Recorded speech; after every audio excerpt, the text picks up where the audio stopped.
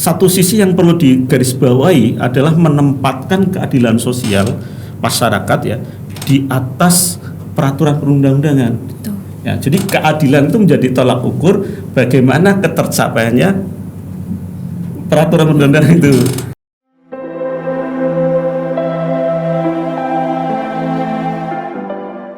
Selamat datang di podcast FISIP UNES tahun 2025. Nah, di siang hari ini kita akan ngobrol-ngobrol sedikit dan tentang banyak hal juga terkait dengan peta jalan penegakan hukum yang setara. Yang ini kita ada dalam kajian terhadap Undang-Undang Polri dan juga Undang-Undang Kejaksaan itu sendiri. Nah, di sini juga kita sudah ditemani oleh narasumber yang luar biasa juga, salah satu dosen di Fakultas Ilmu Sosial dan Politik UNES 2025. Sebelumnya saya izin untuk menyapa. Selamat siang Bapak Natal. Selamat siang Mbak Kenya. Oke, gimana Pak kabarnya siang hari ini? Alhamdulillah baik, sehat selalu. Oke.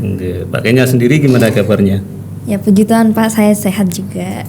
Dan kabarnya sangat baik siang hari ini. Dan sebentar kita akan ngobrol-ngobrol ya Pak untuk peta perjalanan hukum di Indonesia ini, khususnya tadi ada kajian Polri dan juga Kejaksaan itu sendiri. Nah, mungkin sebelum itu kita langsung saja ya Pak ke beberapa pertanyaan-pertanyaan yang mungkin juga masih menjadi isu yang perlu dikulik lebih dalam lagi nih oleh masyarakat maupun mahasiswa itu sendiri. Nah, mungkin pertanyaan kita semua ya Pak, mengapa penegakan hukum di Indonesia itu khususnya memang harus dilakukan setara seperti itu Pak? Menurut Bapak sendiri seperti apa? Ya baik Mbak Kenya, terima kasih. Jadi berbicara penegakan hukum ini kan secara umum kompleks ya, dari berbagai perspektif. Ada beberapa hal yang menjadi indikator bahwa penegakan hukum itu setara. Tapi sebelum itu kita telusuri dulu ya, subjek hukum itu kan ada badan, ada manusia ya. Kemudian berbicara hukum maka berbicara tentang manusia. Nah, bahwa tujuan hukum itu diciptakan itu harus menganut asas keadilan. Nah, keadilan ini untuk semua ya, semua orang, semua warga negara. Kalau kita lihat di pasal 1 ayat 3 bahwa Indonesia ini adalah negara yang berdasarkan hukum. Dalam artian bahwa segala sesuatunya diatur oleh konstitusi atau yang lebih sering kita kenal dengan peraturan perundang-undangan. Kemudian kita lihat bahwa setiap warga negara sendiri ini kan mempunyai hak ya, hak dalam artian jaminan perlindungan hukum. Jadi hukum diciptakan itu untuk melindungi masyarakat secara umum. Nah, kemudian lalu bagaimana penegakan hukumnya itu? Nah, kalau kita lihat dalam teorinya Prof. Sachipto Raharjo, bahwa hukum itu tidak bisa tegak sendiri, akan tetapi dia butuh alat. Ya. Hukum itu kan hanya seperangkat aturan, seperangkat tata nilai, tata norma. Tapi untuk menegakkan nilai-nilainya itu, maka butuh yang namanya institusi penegak hukum. Ya. Kemudian yang menjadi pertanyaan, yang masuk dalam institusi penegak hukum itu siapa saja sih? Ya kan? Ya, masyarakat secara umum mengenal ada kejaksaan, ada kepolisian, ada KPK, ya.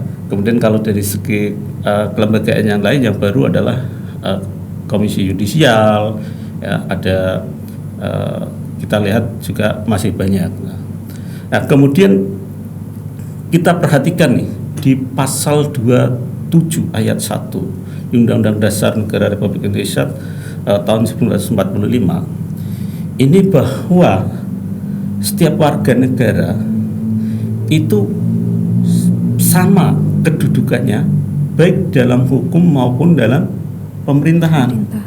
Ya, maka konsekuensinya bahwa hukum itu harus berlaku untuk semua warga negara. Ya, harus dilaksanakan dimanapun ruang wilayah itu. Ya, setiap pelaku tindak pidana, setiap pelaku kejahatan, maka harus dihukum. Nah, kemudian kalau kita lihat lembaganya, maka hukum itu kemudian ada beberapa fungsi-fungsi lembaga negara atau kita kenal lebih institusi negara di dalam penegakan hukum. Ya. Kemudian kalau kita lihat itu ada kepolisian, ada kejaksaan tadi ya, yang berkaitan dengan penyidikan, penyelidikan dan sebagainya, dan tuntutan KPK yang khusus di bidang korupsi. Nah, kemudian ketika isu kesetaraan ini dalam penegakan hukum Indonesia ini mencuat, banyak para praktisi, banyak para akademisi, bahkan tokoh-tokoh ini bersuara demi tegaknya hukum di Indonesia. Nah, kemudian lalu bagaimana kita itu melihat hal itu? Seperti itu Mbak Kenya. Baik Pak. Cukup menarik ya Pak kalau kita bicara soal kesetaraan dalam penegakan hukum. Tadi ada masyarakat, ada juga beberapa institusi hukum yang menjalankan hukum itu sendiri. Dan memang itu perlu ditegakkan di tengah masyarakat ya untuk membangun yang namanya keadilan seperti itu. Dan mungkin ketika isu-isu kesetaraan dalam penegakan hukum ini mulai mencuat nih di Indonesia Pak. Nah, pasti banyak para pakar-pakar yang praktisi seperti itu yang bersuara dan ingin memberikan pendapat-pendapatnya terkait dengan isu kesetaraan ini. Nah, bagaimana menurut Bapak, apakah tanggapan-tanggapan dari praktisi itu bisa membantu untuk bisa melihat perspektif penegakan hukum yang benar itu seperti apa, seperti itu di masyarakat maupun di institusi hukum? Ya. Jadi ada beberapa tokoh ya yang kemudian kita getol di dalam penyampaian penegakan hukum, kemudian kesetaraan hukum ya. Jadi ada respon yang ini sangat beragam. Nah, ada yang berkaitan kalau dalam konteks secara formil administratif bahwa semua tindakan hukum itu harus didasarkan pada peraturan perundang-undangan. Ya. Kemudian kita kenal dengan prinsip pro justisia. Ya, ketika misalkan lembaga kepolisian mau melakukan penanganan perkara, maka di dalam surat tugasnya itu diberikan suatu tulisan atau adendum pro justisia. Jadi semua demi hukum. Apa yang dilakukan itu berdasarkan hukum. Sama seperti ketika seseorang akan memberikan jabatan, memberikan sebuah keputusan, itu kan berdasarkan aturan-aturan yang berlaku. Nah, kemudian ada beberapa pakar yang cenderung ini menyoroti kelemahan sistem peradilan. Nah, memang peradilan ini kan masih banyak, kalau kita ya secara real di lapangan ini sistem peradilan ini kan masih banyak dipengaruhi oleh beberapa faktor, antara lain kan kekuasaan, politik, ekonomi dan lain sebagainya ya. Masih ingat kita dulu kasus suatu nenek yang mencuri kayu bakar ya, dan yang kemudian dituntut oleh salah satu perusahaan sampai masuk ke pengadilan, kemudian oleh hakim ini mengeluarkan keputusan di luar yang umum. Jadi tetap memberikan hukuman percobaan kepada si nenek itu, tapi juga dia atas nama pengadilan memerintahkan untuk setiap orang menyumbang ya, karena telah dianggap membiarkan seorang warga negara mengalami kelaparan di daerah dia. Maka oleh ketua hakim itu kemudian diadakanlah semacam iuran yang secara insidental pada saat pengadilan. Nah, kemudian di situ kemudian kita mengenali kembali ke tadi teorinya Profesor Sutorajo yang teori hukum progresif, bahwa ini perlu ada penegakan hukum yang melakukan terobosan-terobosan yang memberikan dan menjamin keadilan. Nah, kemudian satu sisi yang perlu digarisbawahi adalah menempatkan keadilan sosial masyarakat ya di atas peraturan perundang-undangan. Ya, jadi keadilan itu menjadi tolak ukur bagaimana ketercapaiannya peraturan perundang-undangan itu. Nah, tapi ada juga yang praktisi hukum yang semacam pengacara ya, kemudian yang sering menyoroti tentang tantangan teknis implementasi hukum, termasuk inkonsistensi atau ketidakkonsistenan putusan pengadilan dan penyalahgunaan wewenang oleh aparat penegak hukum. Kita melihat nih ada beberapa hal ya, misalkan dalam kasus korupsi kemarin nih, ya kita kan lihatlah pelaku korupsi yang mengakibatkan sekian triliun, tapi hukumannya kecil, ya daripada mereka yang melakukan tindak pidana yang tidak merugikan masyarakat secara luas dampaknya. Nah, bukan saya membenarkan tindak pidana yang kecil itu, tetapi dari segi keadilan ini yang kemudian bisa kita lihat bahwa ini tidak konsisten, ya. Apalagi kemudian berkaitan dengan kejahatan yang sifatnya masif, bahkan kejahatan transnasional semacam korupsi itu. Nah, kemudian ada sebagian besar pakar ini sepakat bahwa penegakan hukum di Indonesia dalam konteks yang memang dianggap itu belum sempurna. Ya meskipun KUHP kita sudah baru ya, hasil bangsa sendiri, tapi yang namanya suatu aturan bisa saja ditemukan ada beberapa hal yang kekurangan-kekurangan atau kelemahan-kelemahan yang, dan ini perlu perbaikan, memerlukan perbaikan sistemik untuk mewujudkan keadilan bagi seluruh warga negara. Iya Pak, kalau kita melihat memang banyak ya Pak praktisi seperti itu yang mereka memberikan pendapatnya tentang kesetaraan dalam penegakan hukum, apalagi kemarin kasus yang sempat kontroversial. Betul. Yang korupsi sekian triliun itu kan juga bahkan masyarakat umum yang mungkin pengetahuan hukumnya tuh belum terlalu dalam, tapi mereka juga sudah dapat melihat bagaimana ini belum adil seperti itu. Dan selanjutnya kemarin juga DPR RI melalui Komisi 3 Pak dan badan legislatifnya itu berencana untuk merevisi Kitab Undang-Undang Hukum Acara Pidana atau KUHP dan juga Undang-Undang Kejaksaan. Nah, menurut Bapak sendiri, apakah hal tersebut merupakan langkah yang tepat nih Pak untuk mewujudkan kesetaraan penegakan hukum di Indonesia itu sendiri? Iya, yang namanya aturan itu kan dinamis ya Pak. Iya, betul. Dia harus mengikuti perkembangan zaman ya. Jadi kalau aturan itu apalagi produk perundang-undangan jangan stagnan ya. Karena perkembangan zaman itu harus diikuti dengan adanya aturan-aturan. Karena kalau kembali kepada asas aturan yang berkaitan dengan bahwa suatu perbuatan tidak bisa dipidana jika belum ada aturannya. Betul.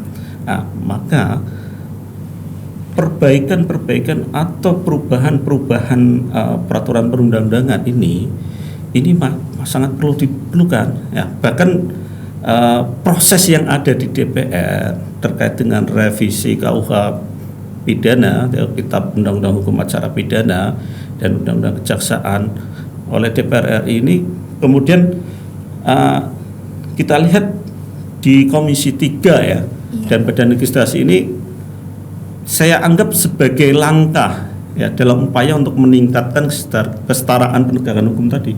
Ya, kemudian tapi ada beberapa catatan yang dilakukan itu apa ya, kita istilahnya upaya-upaya legislasi yang ada di balik ataupun di komisi ini bisa menjadi langkah untuk mencapai kesetaraan penegakan hukum di Indonesia. Tapi harus dilakukan dengan transparan. Betul. Ya. Kemudian berorientasi pada prinsip keadilan. Nah, namun kemudian sebagai akademisi, sebagai warga yang taat hukum, kita harus mencermati pasal-pasal apa yang dirubah. Apakah itu perubahan yang mengubah semua satu undang-undang, atau perubahan itu pada pasal-pasal tertentu. Jangan sampai perubahan-perubahan pasal itu disisipkan oleh kepentingan-kepentingan politik yang berusaha untuk membenturkan institusi-institusi lembaga penegak hukum. Nah, kemudian berbicara KUHP ini berbicara juga tentang bagaimana mekanisme atau sistem peradilan pidana.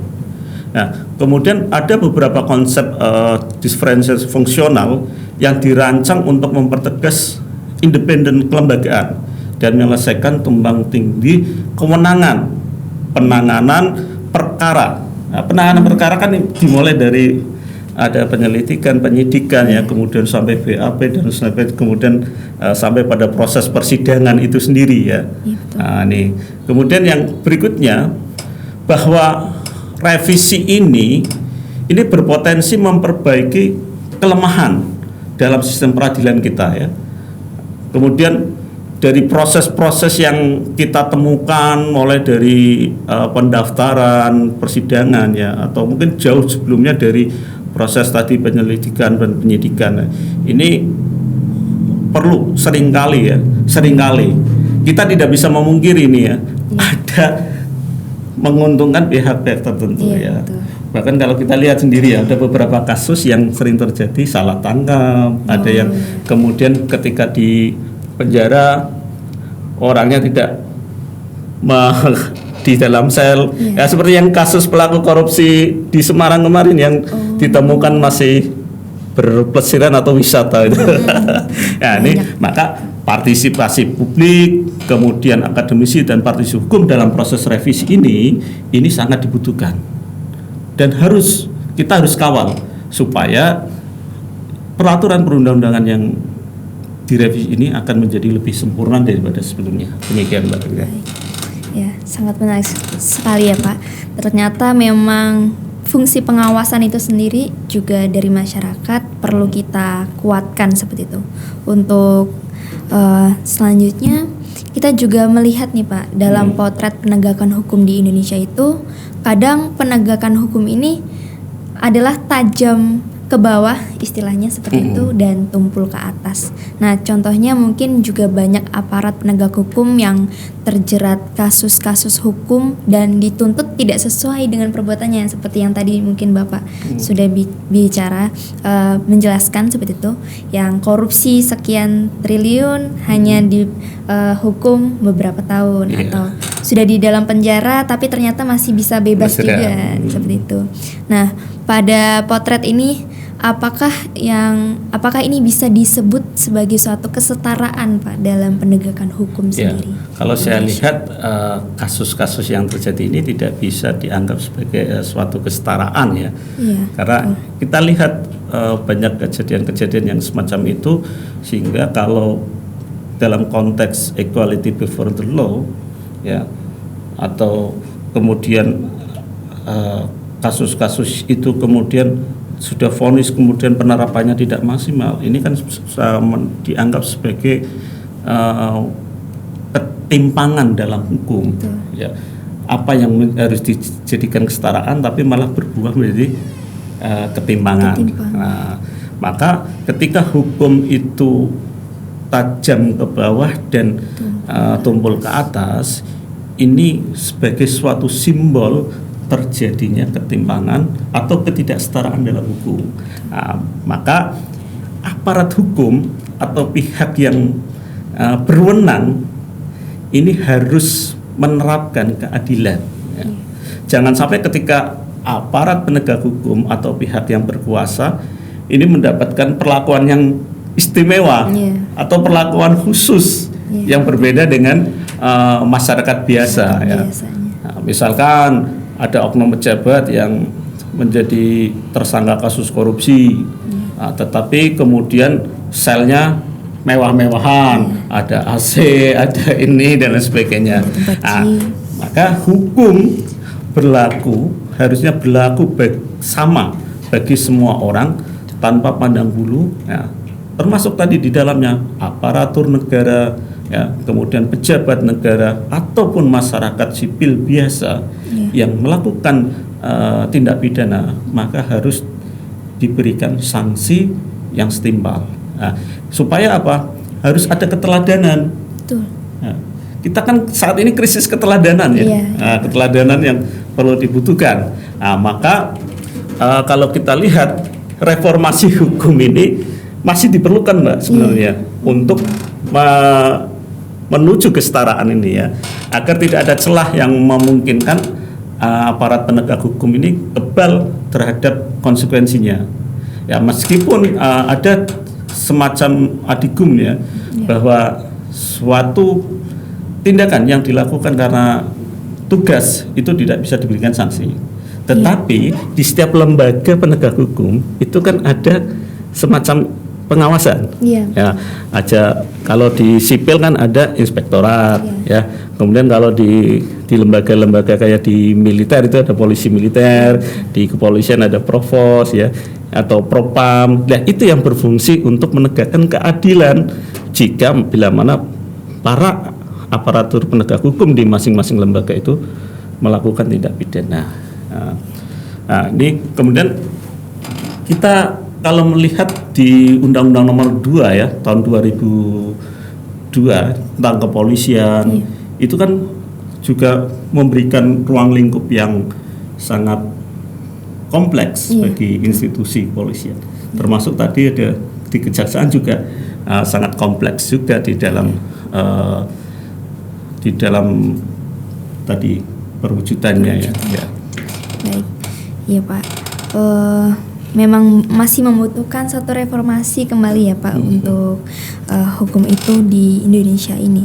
Dan juga kita melihat kemarin itu berdasarkan Undang-Undang Nomor 2 tahun 2002 bahwa memang ada tugas penyidikan dan penyelidikan yang diberikan baik itu kepada institusi kepolisian dan juga di Undang-Undang Nomor 11 Pak di tahun 2021 juga ternyata ada tugas yang sama, yaitu penyidikan dan penyelidikan yang diberikan pada institusi yang berbeda, yaitu kejaksaan. Nah, dalam hal ini kewenangan penegakan hukum di Indonesia ini apakah bisa dikatakan setara Pak jika ya beda institusi tapi ternyata tugasnya sama? Iya, jadi hal-hal itu memang pernah terjadi di beberapa negara ya Mbak. Jadi ada kelembagaan proses penyidikan pun kendati demikian itu seharusnya tidak menjadi semacam persoalan dalam penegakan hukum ya, karena masing-masing lembaga negara atau institusi penegakan hukum itu kan punya peranan masing-masing. Ya. Nah, kalau kita lihat dalam konteks kewenangan penegakan hukum ya di Undang-Undang Nomor 2 tahun 2022 dan tadi Undang-Undang Nomor 11 tahun 2021 ya, memang kita telusuri secara eksplisit bisa kita temukan ada kewenangan penyidikan dan penyelidikan dari dua institusi itu. Nah, sebenarnya pemberian kewenangan itu ya ini harus ada mekanisme kontrolnya. Ya. Supaya tadi misalkan dalam kasus tertentu itu tidak tumpang tindih. Ya, ada yang namanya kita lihat dalam konteks monitoring ya. Bisa jadi dalam kasus tertentu, kasus yang sama dilakukan penyelidikan dan penyidikannya oleh lembaga kepolisian. Nah, tetapi kalau dalam contoh kasus korupsi tadi bisa jadi ada monitoring dari KPK atau dari kejaksaan.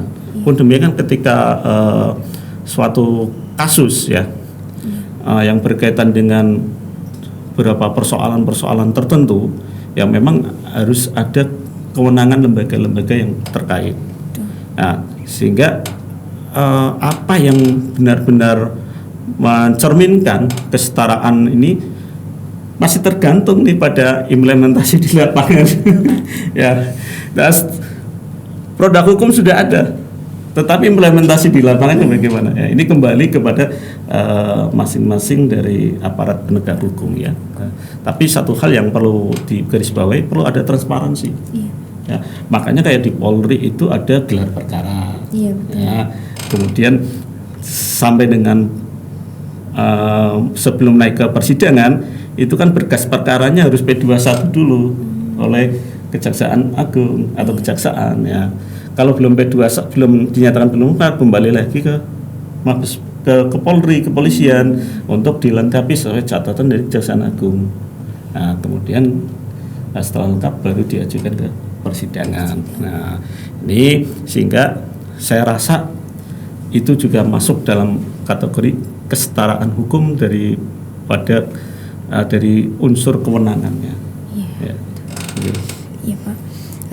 Ternyata tidak masalah ya Pak kalau semisal memang sama-sama ingin melakukan satu tugas yang sama antara kepolisian maupun kejaksaan. Yang penting ada transparansinya. Betul. Transparansi kepada masyarakat dan benar-benar sesuai dengan prosedur yang sudah diberikan. Nah, selanjutnya nih Pak, mungkin kemarin juga ada judicial review. Nah, apakah judicial review itu memang diperlukan terhadap undang-undang yang membuat institusi itu memiliki kewenangan yang berlebih? Nah, khususnya itu seperti undang-undang tadi, yaitu Undang-Undang Nomor 11 Tahun 2021 dan juga Undang-Undang Nomor 2 Tahun 2002. Yang secara makna hukum kita tahu bahwa mereka memang punya kewenangan yang serupa. Itu gimana Pak? Ya, jadi sebelum menjawab persoalan itu kita kembali lagi dari makna judicial review kan. Judicial review itu kan berarti dia menguji materi suatu produk perundang-undangan. Sepanjang pemahaman saya itu belum pernah ditemukan judicial review undang-undang terhadap undang-undang. Karena biasanya judicial review itu dilakukan dari peraturan perundang-undangan yang bawah kepada ke atasnya. Misalnya kayak di MK. MK itu melakukan judicial review terhadap dari undang-undang terhadap undang-undang dasar. Sementara di MA itu peraturan perundang-undangan di bawah undang-undang ya, kepada undang-undang. Nah, tapi kalau konteksnya ini lebih tepatnya apakah kita melihat dari undang-undang kedua undang-undang ini ya, undang-undang kepolisian dan undang-undang kejaksaan ini bertentangan tidak dengan pasal yang ada di dalam undang-undang dasar. Nah, misalkan di beberapa pasal tentang kejaksaan, di pasal-pasal tentang kepolisian, itu bertentangan nggak dengan pasal-pasal di dalam undang-undang dasar kita? Ya, kalau dianggap bertentangan, maka bisa diajukan judicial review undang-undang tersebut. Tetapi kalau tidak ditemukan perundang-undangan itu tidak ditemukan bertentangan dengan undang-undang dasar, maka saran saya ada dilakukan perubahan. Ya. Nah, perubahan ini bisa dilakukan oleh pemerintah ataupun DPR. Ya. Kan pemerintah bisa mengajukan naskah undang-undang, ya, bisa DPR pun juga dengan hak inisiatifnya juga bisa mengajukan naskah undang-undang. Nah, di sini kemudian ada kita lihat check and balance ya. Iya betul. Ya, gitu ya. Kemudian penting juga yang perlu kita ketahui bahwa judicial review ini juga untuk mencegah potensi konflik kepentingan. Oh iya. Ya. Nah, ini baik konflik kepentingan individu dalam aparatur negara atau konflik kepentingan ya, ini ya itu Mbak. Baik. Seperti yang sudah Bapak jelaskan tadi, memang judicial review itu kalau memang tidak bertentangan dengan undang-undang dasar, ya memang belum perlu seperti itu untuk bisa diajukan judicial review. Tapi jika memang ada hal yang bertentangan, memang kita perlu melakukan hal tersebut. Betul. Gitu ya Pak. Baik, mungkin sudah banyak ya pertanyaan-pertanyaan yang kita ajukan seperti itu kepada narasumber kita, Pak Natal. Terima kasih sebelumnya Pak Natal sudah menjawab pertanyaan-pertanyaan kami seputar dengan judulnya daripada kegiatan kita pada pagi hari ini, seperti itu terkait penegakan hukum yang setara di Indonesia itu seperti apa. Nah, kalau seperti itu banyak juga pasti ilmu yang teman-teman juga bisa dapatkan. Sebelumnya saya ucapkan terima kasih sekali lagi untuk Pak Natal dan semoga podcast ini bermanfaat untuk teman-teman. Wassalamualaikum warahmatullahi wabarakatuh. Waalaikumsalam warahmatullahi wabarakatuh.